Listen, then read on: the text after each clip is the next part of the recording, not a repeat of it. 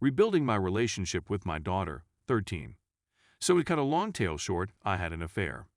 My daughter was the one who found me with the other guy in the act. It had been the worst day of our life.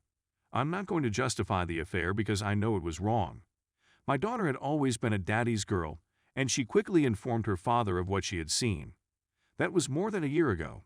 I moved out for a bit, and my spouse and I decided to give it a go. I simply want to see my family again. I really regret inflicting such pain on them both. My husband is making an effort.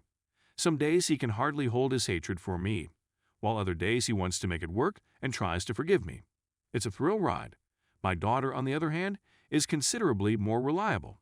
She despises me. For the last year, every second of every day. I've had some excellent days with my spouse, but none with her. When I moved out, she wouldn't talk to me at all.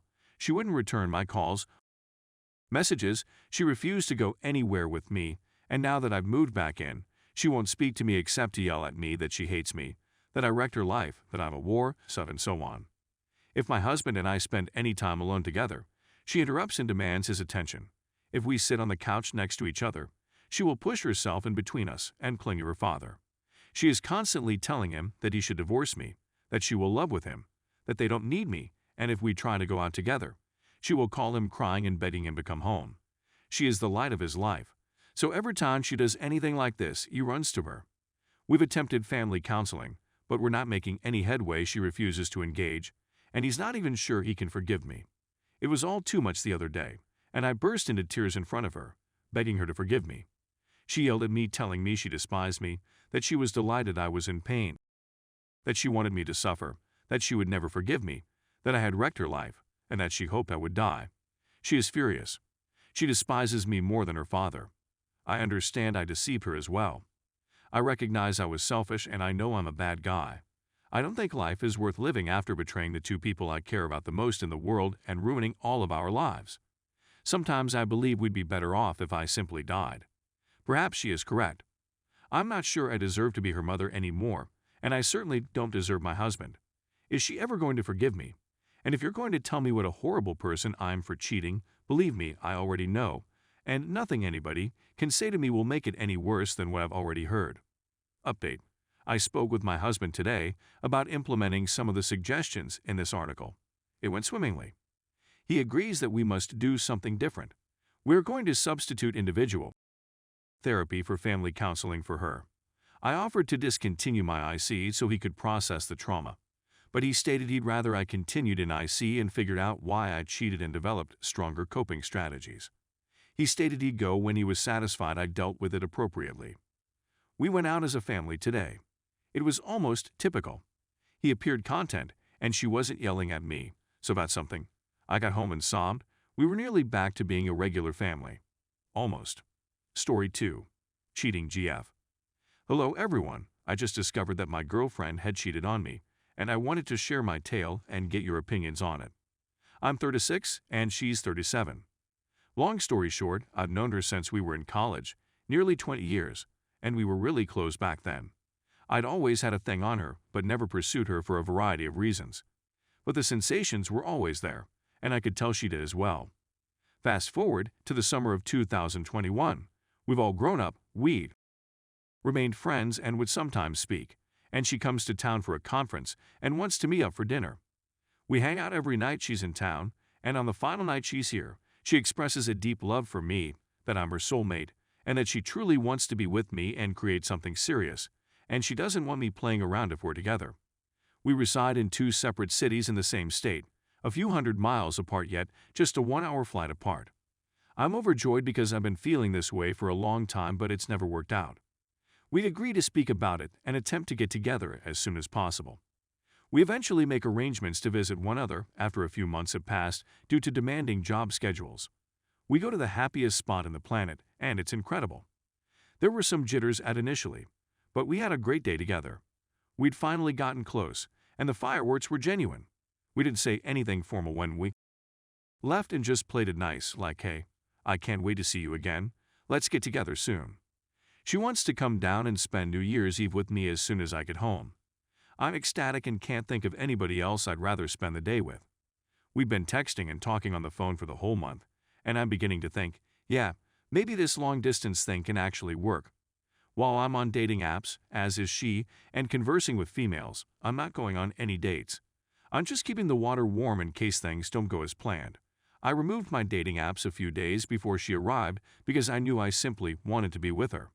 At this moment, everything is okay.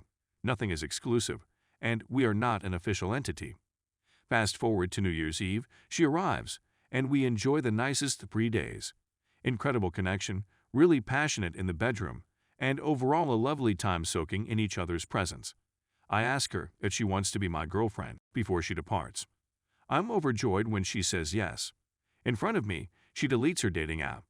We discuss being monogamous and exclusive, and she is fine with it. She returns home, and the first few days are fantastic.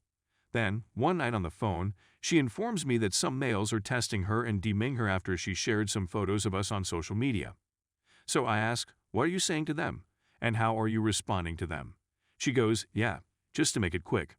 Then she tells me about this man with whom she's had an on-again, off-again relationship for the last 6 years, who reached out to her and was overjoyed for us. That made me very uncomfortable, and when I informed her about it, she assured me not to worry and that she'd never spend time with him alone. Only with other individuals if there was a work event with former colleagues. They used to work together, but she's moved on to another field. So I'm beginning to feel nervous about it, but I trust her and go on. A week later, she'll have a drink with some former coworkers before traveling to Costa Rica for a week to spend time with her father. I say, okay, have a good time, I'm going to bed, but text or phone me when you're on your way home. So I never hear back, and I get that strange pit in my stomach sensation. I ultimately persuade myself that I'm hallucinating and go to sleep about 2 a.m. Nothing when I woke up the following morning. So I call her, and she sounds strange on the phone. I inquire about her night, and she replies that it was nice, that she had a few drinks and met up with friends. I could sense she was in a hurry to go to the airport, so we ended the conversation and I felt better about it. Over the following several weeks, I have a strong suspicion that something occurred that night, but she denies everything and claims she just loves me, blah blah blah. After a few weeks and a trip to meet her parents, I return home, and for some reason, ask her the following day if anything occurred the night before she departed for her vacation, and whether the guy she was seeing on and off was there. Finally, she told me the truth. She had cheated on me for closure and to conclude a chapter in her life. I got the impression she meant it, so I asked a lot of questions and felt like I received everything I needed to proceed ahead in a relationship with her. I gave her another opportunity, but she refused to stop communicating with this other individual. Because his father was ill and he was there for her through her dark days or whatever nonsense, but she would never see him again. I tried to accept and move on fast, but I was so irritated. We got together for Valentine's Day 2 weeks later, and it was meant to be the start of a new chapter in our relationship. We discussed the elephant in the room, decided to move on, and promised to be honest with each other. The next day, she asks when the last time I had an STD test, and I tell her it was the previous week. Note, we didn't have after she cheated on me until V-Day weekend.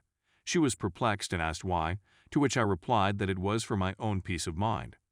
For the next few days, she kept pressing me for the truth, so I finally told her after she assured me that everything was fine, that a few days after she told me she cheated on me, I woke up with a bump on my tongue, and then I freaked out and wanted to get tested to make sure I was okay, which I was few, and that if she hadn't cheated on me, this wouldn't have happened. She flipped and stated I felt she was unclean, I wouldn't have slept with her again if I believed she was dirty, and broke up with me. She said she couldn't trust me. Then she says we should take some time to think about what we want and maybe reconnect in the future, and that all she wants to do is be with me. Should I just block her, telling her it's all over? I'm dealing with some intense feelings.